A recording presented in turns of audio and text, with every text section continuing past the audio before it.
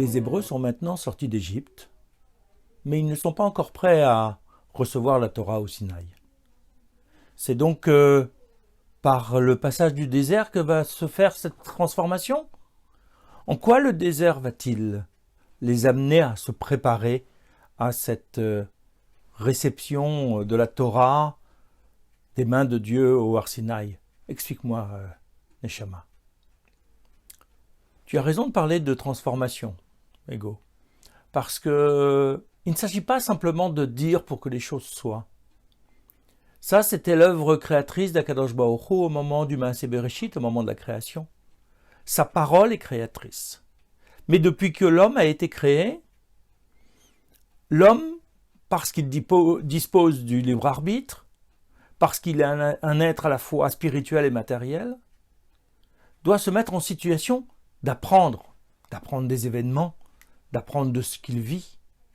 Parce qu'il ne peut pas y avoir de transformation de son positionnement, de son être, sans passage par le vécu. Le savoir ne suffit pas.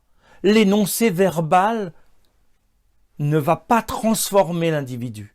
Il doit vivre quelque chose. Il doit comprendre de l'intérieur, analyser ce qui se passe en lui pour vraiment se l'approprier.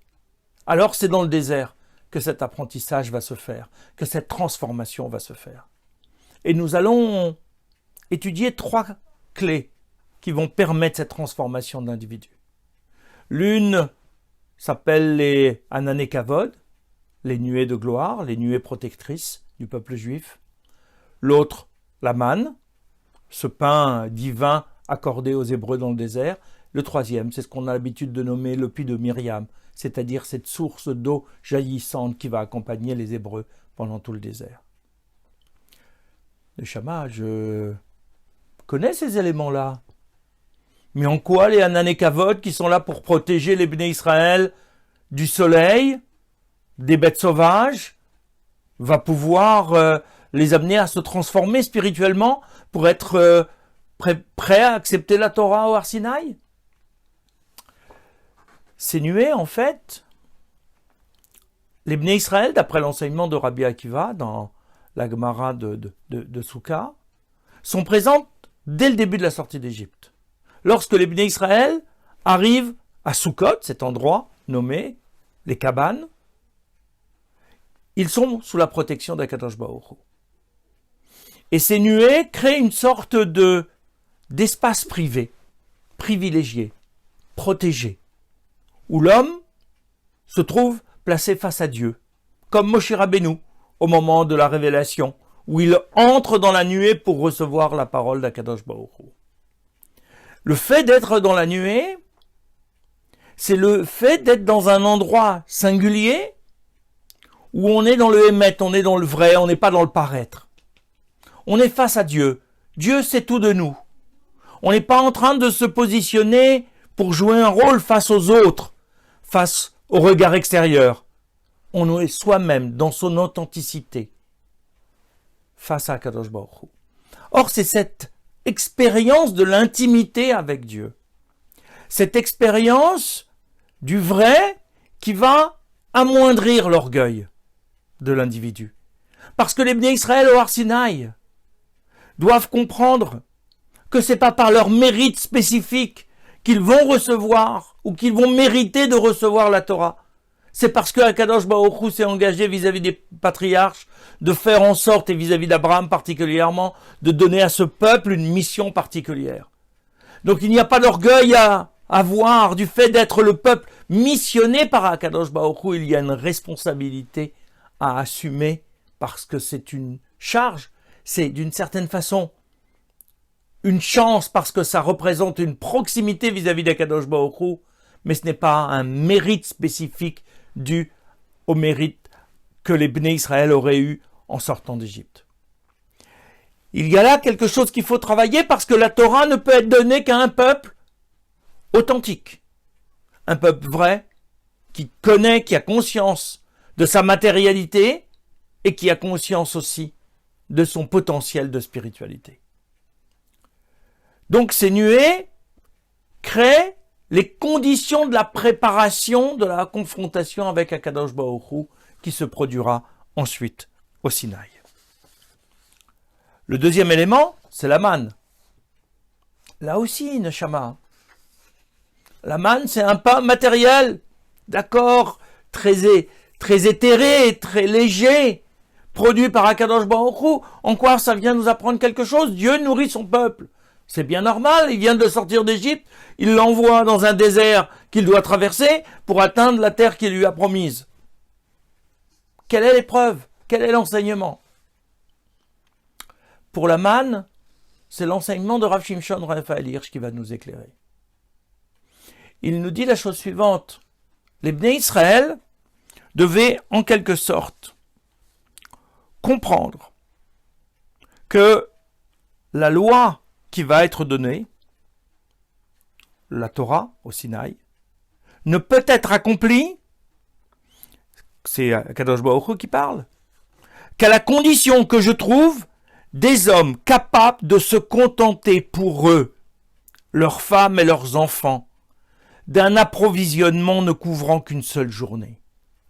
Des hommes susceptibles de consommer sereinement et joyeusement cette nourriture le jour même et d'effectuer leurs devoirs quotidiens tout en s'en remettant pour les exigences du lendemain à celui qui lui a fait don de cette journée avec sa ration de pain et qui la lui donnera aussi le lendemain.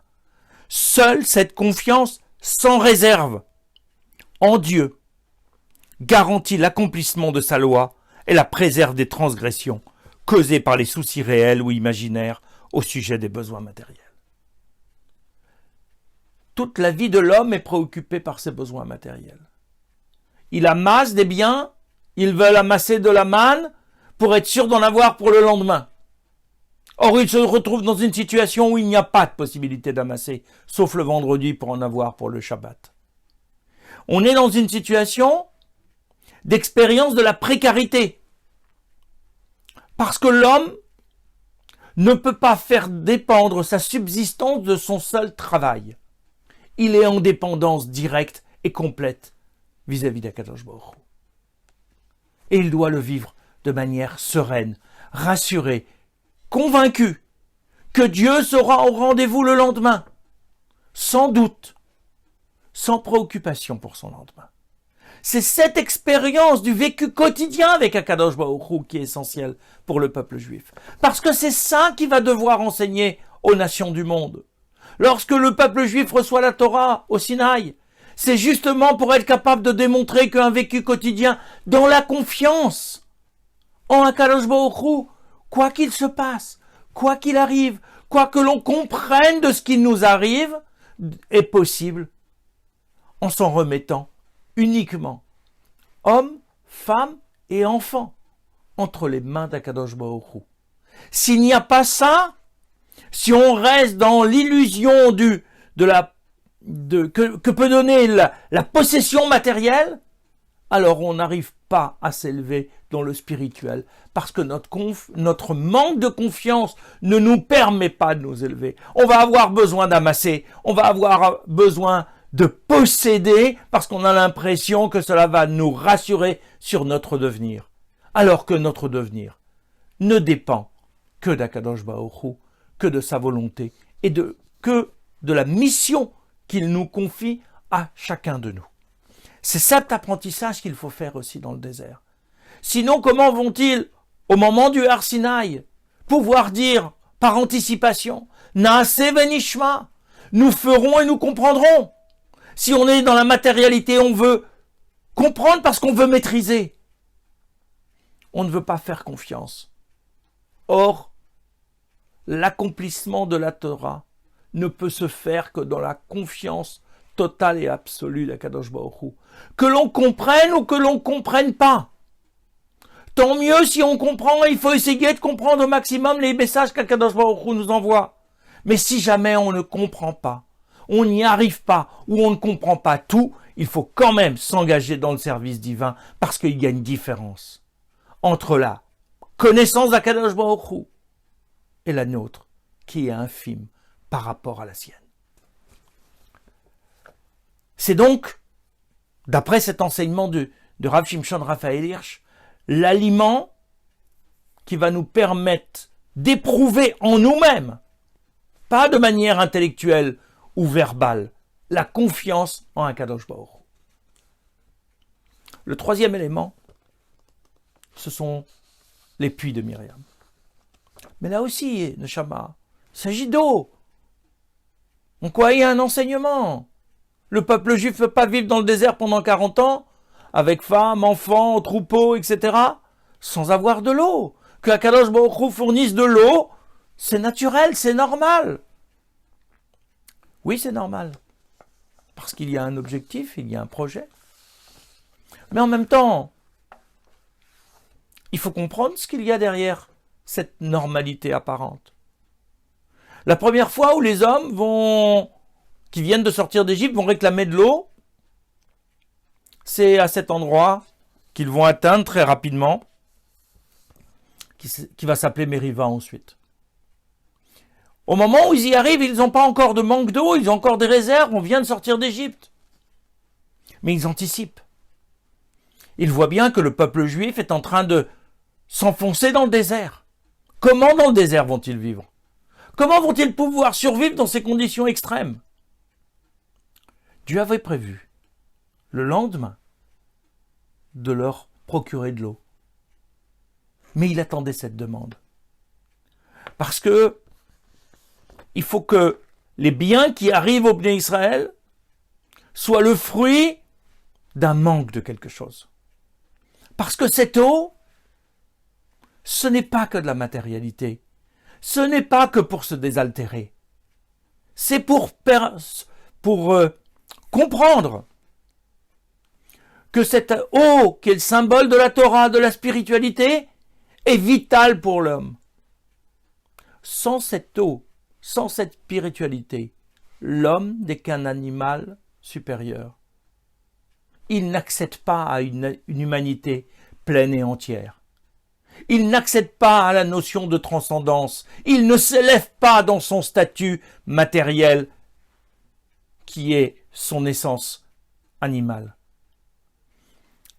Par le manque, par l'eau qui va être fournie, qui va abreuver le peuple juif tout au long de ce parcours dans le désert, c'est l'apprentissage de ce besoin, comme le dit le texte du Deutéronome, parce que l'homme doit comprendre qu'il ne vit pas que d'eau. Il a soif de la parole divine. Or, cette eau, ces puits, ne sont pas sans évoquer les puits de Yitzhak. Plus exactement, les anciens puits d'Abraham qui ont été bouchés par les Philistins à l'époque de Yitzhak. La démarche est claire pour eux. Ces puits, c'est la source vive de la spiritualité d'Abraham, qui les dérange. Ils ne la possèdent pas, ils voudraient se l'approprier. Comme ils n'y arrivent pas, alors ils les bouchent avec de la pierre, avec de la matérialité, pour faire taire cette parole dérangeante qui est celle de la spiritualité.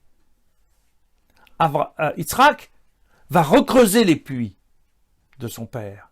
Il va à nouveau faire jaillir de l'eau et ils vont vouloir à nouveau les boucher, les contester en disant « ce puits c'est le nôtre, ce n'est pas le tien ». Jusqu'à ce que Yitzhak en vienne à creuser son propre puits. C'est-à-dire que il va développer sa propre relation à la spiritualité et à Kadosh Baruch Hu.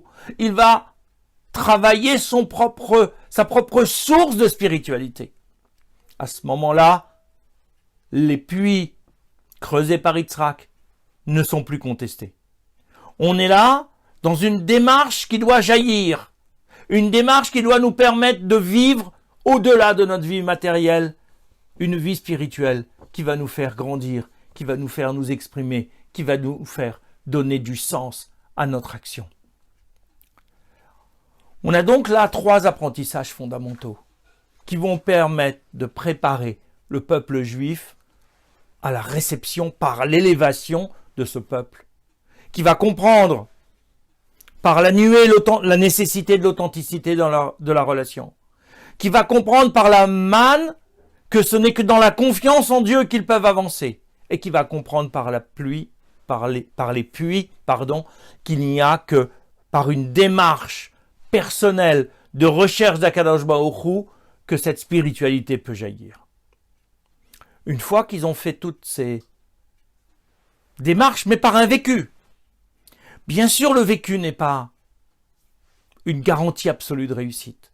Il y aura des ratés dans l'histoire du peuple juif, et nous les verrons et nous les examinerons aussi. Mais en même temps, il y a la construction d'une identité forte qui est celle du peuple juif. Neshama, tu as oublié un élément indispensable? C'est celui de la traversée de la mer. Pour toi, ce n'est qu'une opération de sauvetage du peuple juif face aux Égyptiens? Ou est-ce qu'il y a quelque chose de plus? Pourquoi tu ne l'as pas mentionné dans ces épreuves de transformation du peuple juif? Et je l'ai laissé à part parce que c'est vraiment un événement spécifique, un enseignement particulier qu'il nous faudra approfondir. Mais si tu le veux bien, la prochaine fois.